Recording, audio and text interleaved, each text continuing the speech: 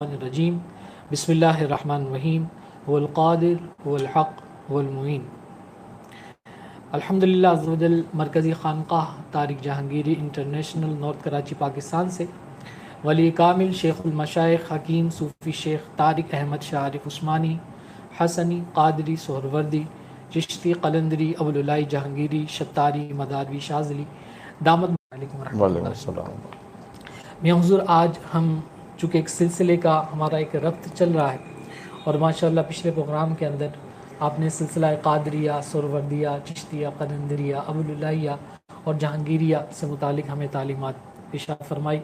آج خصوصی طور پر ہم حضرت شیخ ابوالحسن شاذلی رحمۃ اللہ تعالی علیہ سے نسبت رکھنے والا جو سلسلہ ہے شاذلی سلسلہ، اس کے متعلق ہم جانیں گے کہ اس سلسلے کی ہمارے سلسلے کے اندر کس طریقے سے اس کا ربط جڑتا ہے، اور اس سلسلے کے جو بزرگ ہیں ان کے بھی کچھ احوال و واقعات ہم جاننا چاہیں گے۔ بسم اللہ الرحمن الرحیم۔ ہمارا سلسلہ شاذلیہ سے جو نسبت ہے وہ 3 الگ الگ طریقوں پر ہے۔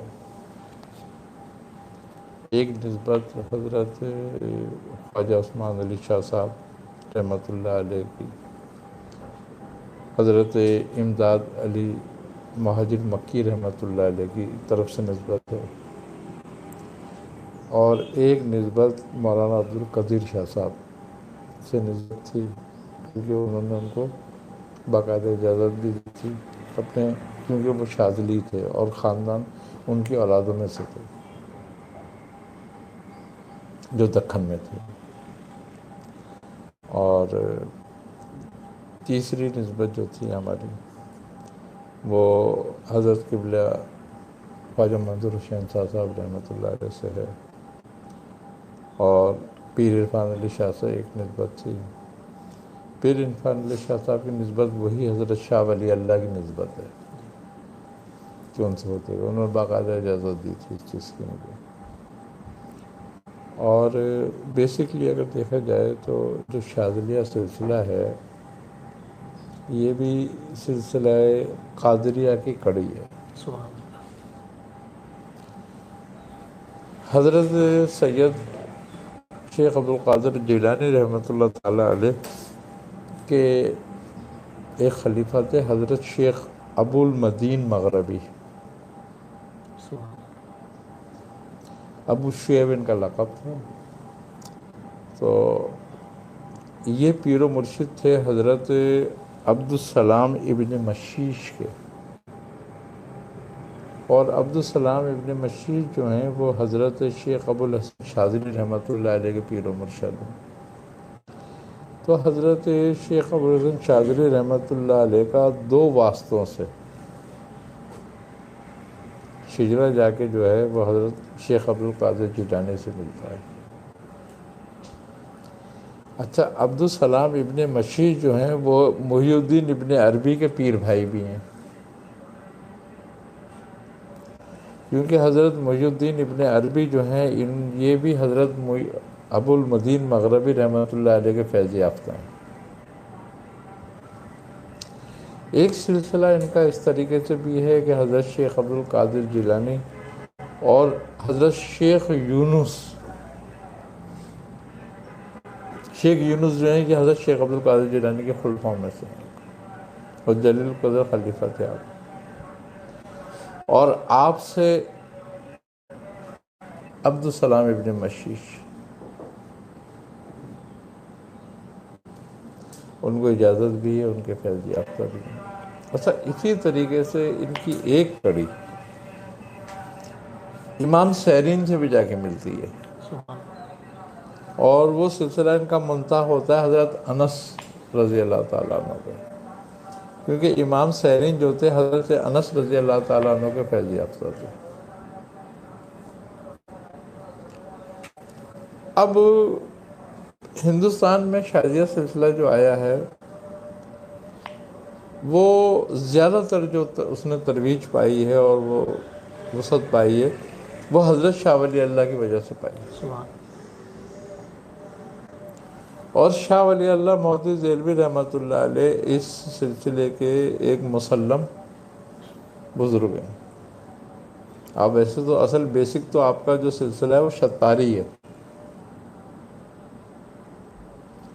لیکن اس سلسلے کی ترویج بھی آپ کے ذریعے ہوئی یہاں پہ. اور حضرت سیدنا شیخ ابو الحسن شاذلی رحمۃ اللہ علیہ جو ہیں وہ گویا مغرب میں ایسے ہی ہیں مشہور، جیسے کہ ہمارے علاقے میں حضرت شیخ عبد القادر جیلانی، سبحان اللہ، سبحان ہند و پاک وغیرہ عراق میں مشرق میں، یعنی کہ جتنے مشہور عبد القادر جیلانی رحمۃ اللہ علیہ ہیں، اسی طریقے سے وہ وہاں مشہور ہیں وہ بزرگ. آپ کی جب ولادت ہوئی ہے تو یہ آپ کا شیخ عبد القادر جیلانی کا آخری دور ہے. بعض بزرگوں نے روایت کی ہے کہ جب حضرت شیخ ابو الحسن شاذلی رحمۃ اللہ علیہ کی ولادت ہوئی تو آپ مراقب تھے کہ آپ نے ایک تجلی دیکھی، ایک نور سبحان دیکھا. تو آپ اس نور کو دیکھ کے بے چین ہو گئے کہ یہ کون ہے. تو آپ کو معلوم ہوا، بتایا گیا کہ مراقوں میں ایک بچہ پیدا ہوا ہے.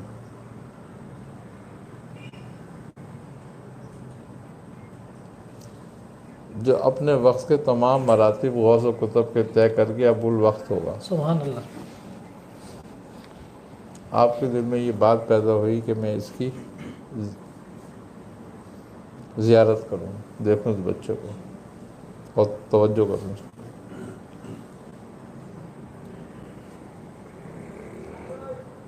آپ طی الارض رکھتے تھے اپنے پاس، ایک بڑی کرامت تھی آپ کی. طی الارض اولیاء اللہ کا خاصہ ہوتا ہے، اور وہ اولیاء اللہ جو مقام ابدالیت پر یا مقام غوثیت پر فائز ہوتے ہیں، اللہ تعالیٰ ان کو یہ سہولت اور خصوصیت عطا فرماتا ہے کہ جو زمین کے معاون فرشتے ہیں یا ملائکہ ہیں یا موکل ہیں جن کو تعینات کیا جاتا ہے، وہ اس کو آن واحد میں لے جاتے ہیں اس جگہ پہ، اور یہ بالکل ایسے ہی جا سکتے ہیں جیسے کہ تخت بلقیس گیا تھا. سبحان اللہ، سبحان اللہ. جن پر عالم اسفل میں ان کی گرفت بہت مضبوط ہوتی ہے. تو آپ جب ان کے گھر پہنچے مراقو، تو آپ نے دروازہ بجایا. آپ نے کچھ اصحاب کے ساتھ بھی تھے، تو ان کے والد آئے.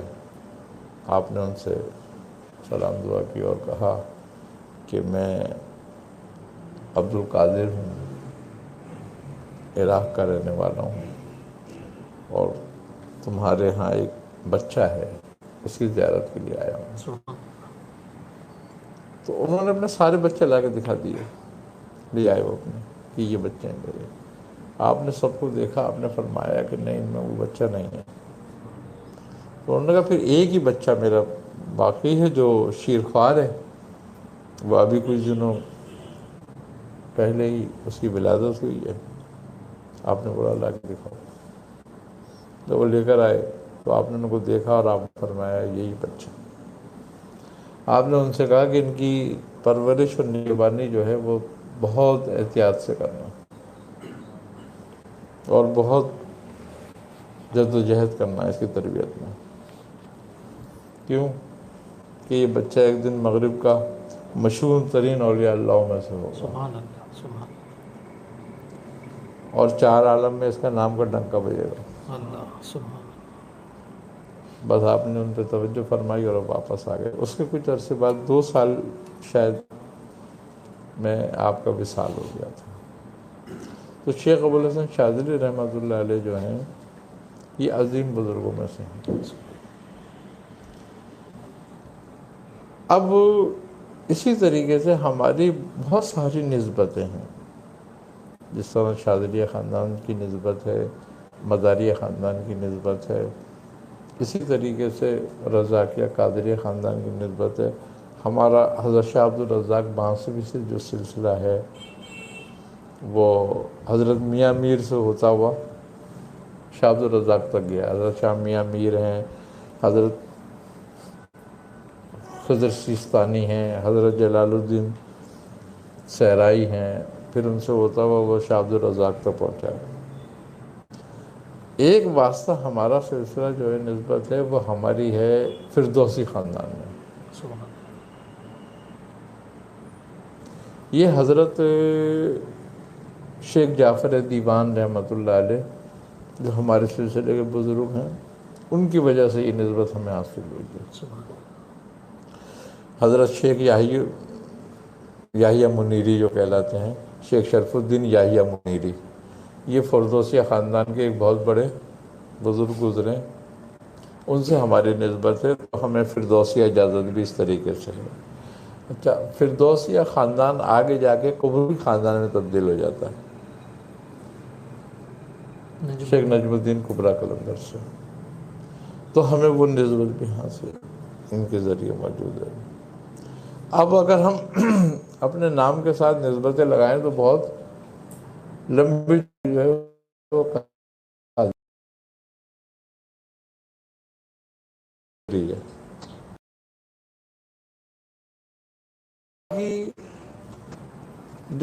نے جس نسبت کو حضرت شاہ منیر اقباس کے بعد پہلے ان سے پہلے جو تھے وہ اپنے نسبت لگاتے تھے سہروردی قلندری،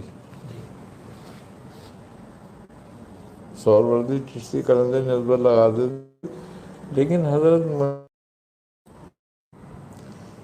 لیکن ہمارے بہت سارے خلفاء جو ہیں وہ ایسے ہیں کہ جنہوں نے اس نسبت کو بالکل ہی ختم کر دی ہے۔ وہ اپنے نام کے ساتھ صرف شاذلی لگاتے ہیں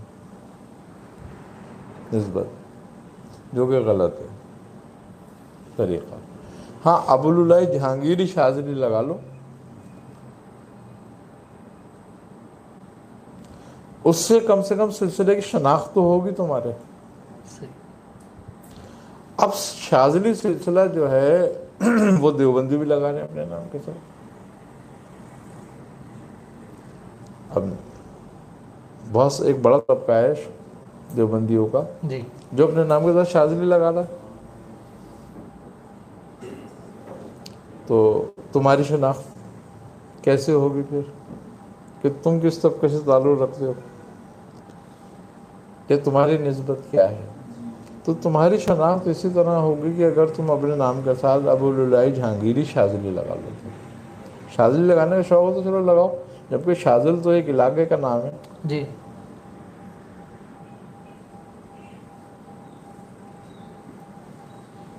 بس اس علاقے سے تو ان کی شناخت ہوئی ہے۔ تو لیکن اس کا نتیجہ کیا نکل رہا ہے کہ لوگ تمہیں اس سلسلے کی نسبت سے نہیں پہچان پا رہے جس سلسلے کی نسبت سے تمہارے بزرگوں کو پہچانتے تھے۔ آج ہم اگر اپنے نام سے ابوالعلا جہانگیری نکال دیتے ہیں تو پھر ہمیں کیا پتہ چلے گا لوگوں کو ہمارا کہ ہم کس بزرگ سے نسبت رکھتے ہیں، کس سے تعلق ہے ہمارا۔ اچھا، مزے کی بات یہ کہ یہاں پر شاذلیہ خاندان کے دعوے دار تو بہت ہیں، لیکن نہ نسبت شاذلی اور نہ ہی ان کے پاس کوئی سند شاذلی سلسلے کی۔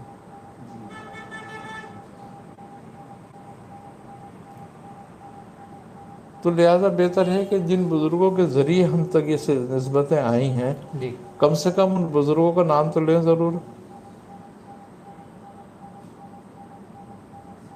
تو اس بات پر بہت مرتبہ بات ہو چکی ہے۔ ایک یہ ہے کہ اپنی شناخت اپنے تاج سے بناؤ، ایک یہ ہے کہ اپنی شناخت اپنے نام کے ساتھ کم سے کم ابوالعلا جہانگیری ضرور لگاؤ،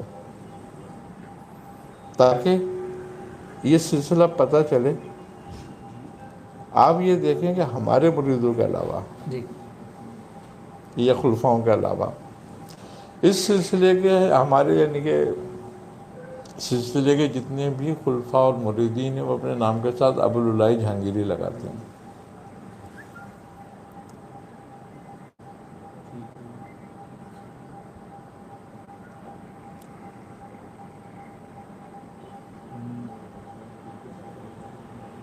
اب ان بزرگوں کے نام جو ہیں ابوالعلا جہانگیری جو ہم لگاتے ہیں، اس میں قباحت کیا ہے؟ کوئی کبار بھئی تم کسی غیر مقلد کا نام تو نہیں لگا رہے ہو نا کہ جو تمہیں اعتراض ہو؟ بھئی کسی بد مذہب کا نام تو نہیں ہے نا جو اعتراض ہو؟ ابھی اصل میں انہوں نے حضرت امیر ابوالعلا کے بارے میں اور حضرت مخلص الرحمن جہانگیر کے بارے میں پڑھا نہیں ہے، ان کی نسبتیں کیسی تھیں۔ اب جس بزرگ کے لیے خواجہ معین الدین چشتی چل کر آ جائیں اپنے پردہ فرمانے کے 400 سال بعد،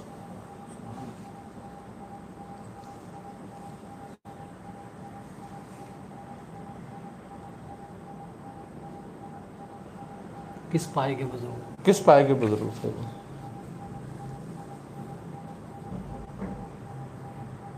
آئی نا سمجھنا؟ بعض بزرگوں نے یہاں تک لکھا ہے کہ سیدنا امیر ابوالعلا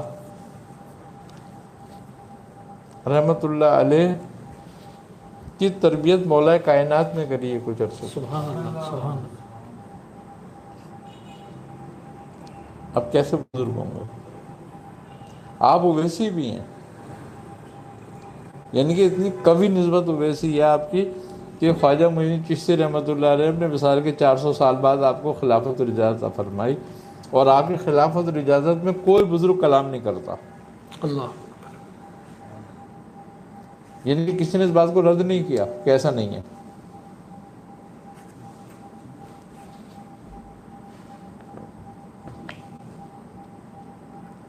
تو بات یہی ہے کہ سمجھنے والی بات ہے یہ، لیکن ہم سمجھتے نہیں ہیں اس بات کو، اور تو جس کا نتیجہ یہ نکلتا ہے کہ ہماری نسبت کمزور پڑتی ہے۔ دیکھو نسبت گویا مضبوط ہوتی ہے محبت سے۔ سبحان اللہ۔ اب ایک چھوٹی سی بات ہے، میں اگر اپنے نام کے ساتھ عیسوی یا موسوی لکھنے لگوں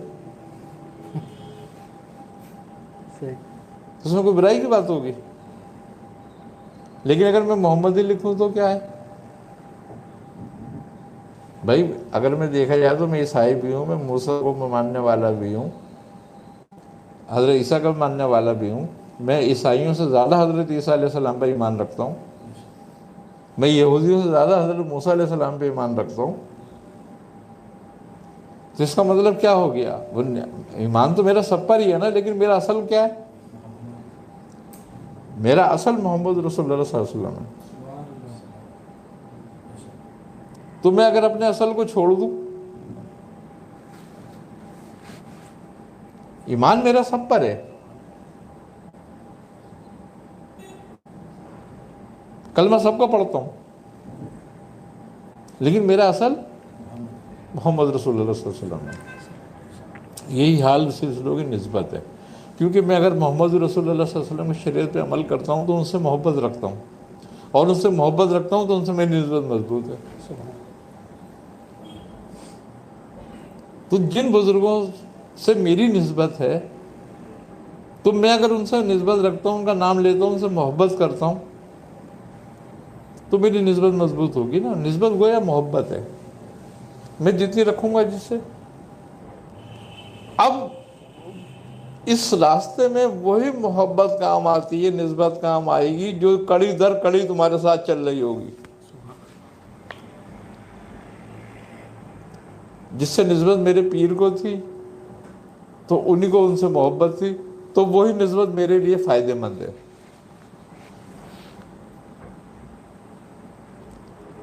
جو ان کے پیر کی ان کے سے ساتھ تھی تو وہ ان کے لیے وہ فائدے مند ہے، اس کا فیض اور برکات برابر رہیں گے۔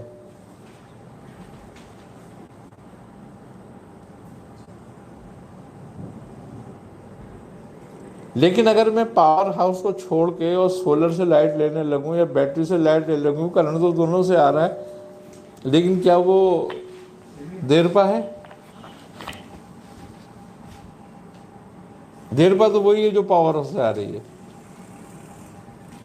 تو پاور ہاؤس گویا نسبت ہے، جو اصل سلسلے کی نسبت ہے، اور باقی جو واسطے ہیں ہمارے وہ ایسے ہی جیسے ہم کسی سولر سسٹم سے لائٹ لے لیں یا کسی بیٹری سے لائٹ لے لیں، ضرورت کے تحت ہے وہ۔ تو یہ ہمیں ضرور جاننا چاہیے، سیکھنا چاہیے، سمجھنا چاہیے، اپنے سلسلے کو پڑھنا چاہیے اور اپنے سلسلے پہ توجہ کرنی چاہیے۔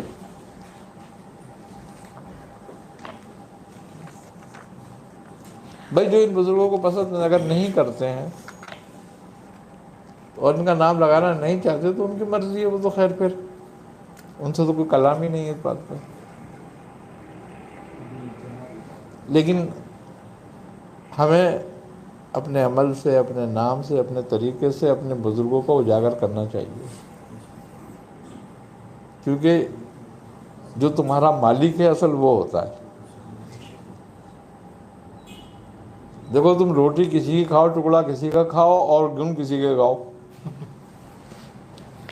قانون تو یہی ہے میاں، جس کا کھانا اسی جس کا کھانا اس کا۔ اب کیوں کہ اللہ نے کہا کہ لا الہ الا اللہ، کہ کہہ دو کہ کوئی پیروی کے لائق نہیں سوائے اللہ کے، کیونکہ مالک ہے نا سب کا، سب کو رزق دیتا ہے نا۔ جب سب کا مالک ہے، سب کو رزق دیتا ہے، سب کی حاجتیں پوری کرتا ہے، سب کو نعمتیں عطا کرتا ہے، تو حق رکھتا ہے کہ عبادت بھی اسی کی جائے، بس غلامی بھی اسی کی جائے، اطاعت بھی اسی کی جائے، اور یہی حق بنتا ہے۔